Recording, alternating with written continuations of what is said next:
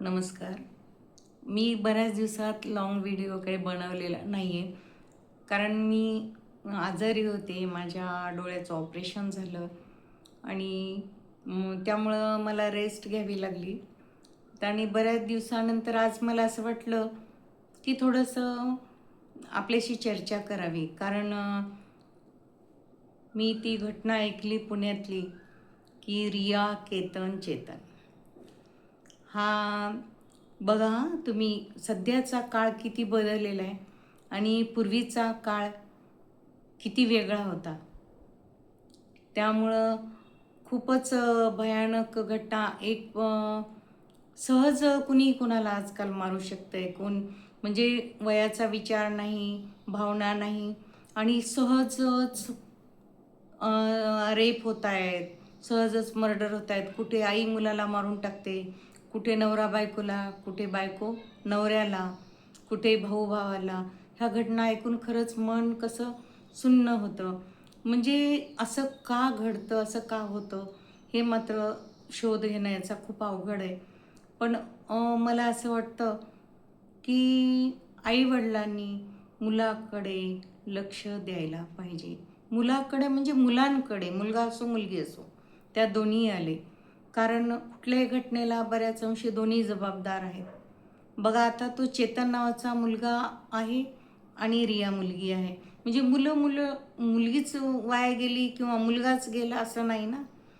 पण हल्लीचे पालक दुर्लक्ष करतायत का? किंवा त्यांच्या कामाच्या व्यापात दुर्लक्ष होतंय का? जनरली पुरुष मंडळी जरी कमवताना बिझी असली, बाहेरची कामं खूप काही करत असतील, पण आई लोकांनी तरी आपल्या मुलांकडे जास्त लक्ष द्यायला पाहिजे. विशेषतः तुम्हाला असं काही वाटून घेऊ नका, पण मुलीवर जास्त लक्ष द्यायला पाहिजे, मुलींवर. कारण आपली मुलगी कुठे जाते, काय करते किंवा तिचे फ्रेंड सर्कल कोणतं आहे, हे प्रत्येक मुलीच्या आईने तपासलं पाहिजे. आणि एवढ्या क्रूर बायका होऊ शकतात, स्त्री जात एवढी दुष्ट होऊ शकते का, समोरच्याला मारून टाकू शकते. म्हणजे हे खरं वाटत नाही, पण खरं आहे, मान्य करावं लागेल. आणि बरं काही त्रास नसताना जिथे स्त्रियांवर काही अत्याचार झाला, अन्याय झाला, तिथे स्त्री समोरच्याचा खून केला तरी चालेल स्त्रीने. पण फक्त घरच्यांना रियाने जर नकार दिला असता, मला केतनशी लग्न करायचं नाहीये, ह्या शब्दावर एकाचा जीव जाणं थांबलं असतं. पण ती घरच्यांना नाही सांगितलं तिने आणि स्वतःच त्या येणाऱ्या अडचणीवर स्वतःच प्रश्नाचं उत्तर स्वतःच दिलं. तिने हा निर्णय असा घेतला की केतनला मारून टाकल्यामुळं ती चेतनसोबत राहू शकली असती. पण मारून न टाकता स्वतःच्या आईला तिने सांगायला पाहिजे होतं, वडिलांना, किंवा स्वतः त्या मुलाला बोलवून घेऊन सांगायला पाहिजे होतं, हे बघ माझं दुसऱ्या मुलावर प्रेम आहे आणि तू तू स्वतःच नाही म्हणून सांग. आणि मला वाटतं पुरुष हे मान्य करतात आणि सांगितलं असतं त्यांनी. पण इतकं काही भयानक घडेल आणि हे आता कोणा एकाला दोषी धरता येणार नाही. पण जास्त दोषी तर मुलगी आणि तो मुलगा आहे. बिचारा विनाकारण निष्पाप केतनचा जीव गेला. असं व्हायला नको. प्रत्येकाने याच्यावर थोडासा विचार करावा आणि मुलीच्या आईवडिलांनी विशेष लक्ष द्यावं मुलीवर. अहो हल्लीचं हे गर्लफ्रेंड आणि बॉयफ्रेंड काय प्रकार आहे हाच मला कळत नाही. कशाला पाहिजे हो मैत्रीण? स्त्री जातीला मैत्रीण पुरेशी पडत नाही का? तिला तो मित्रच कशासाठी पाहिजे असतो? किंवा मुलाला मित्र पुरेसा होत नाही का? त्याला मैत्रीण कशाला पाहिजे असते? म्हणजे हे कुठं चाललेला आहे समाज आपला? आमच्या लहानपणी तरी मला वाटतं आम्ही मुलांना बोलतच नव्हतो. आमची कधी इच्छाही झाली नव्हती. आता अगदीच माझा मित्र आहे, माझं गर्लफ्रेंड आहे, बॉयफ्रेंड. काय प्रकार तो गर्लफ्रेंड? त्यातून तुम्ही काय साध्य करताय? फक्त स्वैराचार. बरं मुलीच्या आईला हे कळायला पाहिजे की आपली मुलगी ड्रिंक करते का? कुठे हे पार्ट्या वगैरे हाय लोकांची गोष्टी आहेत. आमच्यासारख्या सर्वसाधारण लोकांना तर हे झेपत नाही. आणि हे सगळं चुकीचं आहे असं मला तरी वाटतं.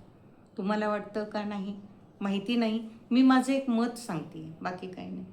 मला तर हे भयानक वाटतं. मला वाटतं मुलींनी मुलींसोबतच मैत्री करावी, मुलांनी मुलांसोबत. अशी कोणती गरज आहे की मुलगा मुलीकडे जाऊन मैत्री करतो आणि मुलगी मुलाकडे जाते मैत्रीसाठी?